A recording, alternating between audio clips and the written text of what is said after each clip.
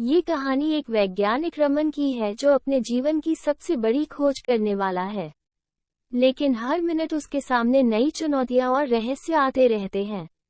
अंत में उसकी सच्चाई, बुद्धिमानी और धैर्य से वो एक चमत्कारिक खोज कर पाता है। रमन एक प्रसिद्ध वैज्ञानिक था जो एक नई ऊर्जा स्रोत की खोज कर रहा था।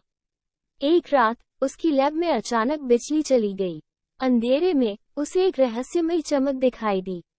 रमन ने देखा कि चमक एक अज्ञात धातु के टुकड़े से आ रही थी। उसने टुकड़े को उठाया और देखा कि उस पर अजीब तरह की लकीरें बनी हुई थी, जैसे कोई कोड हो। अचानक धातु का टुकड़ा गर्म होने लगा। रमन ने उसे जल्दी से टेबल पर रखा और देखा कि टेबल पर एक मानचित्र उभरने लगा। मानचित्र में एक गुप्त स्थान का संकेत था।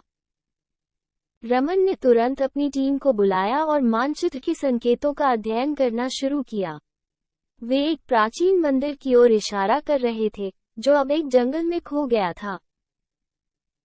रमन और उसकी टीम ने तय किया कि वे उस मंदिर की खोज पर जाएंगे।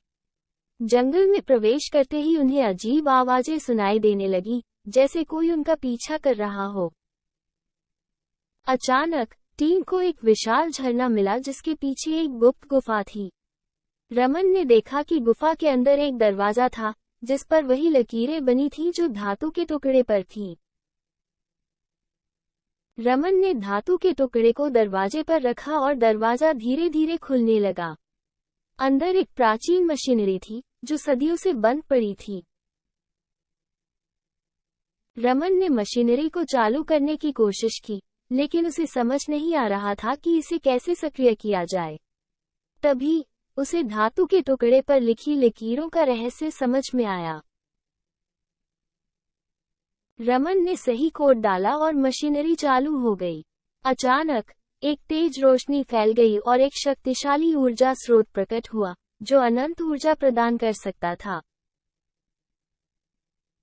रमन की खोज ने पूरे विज्ञान जगत को हिला दिया।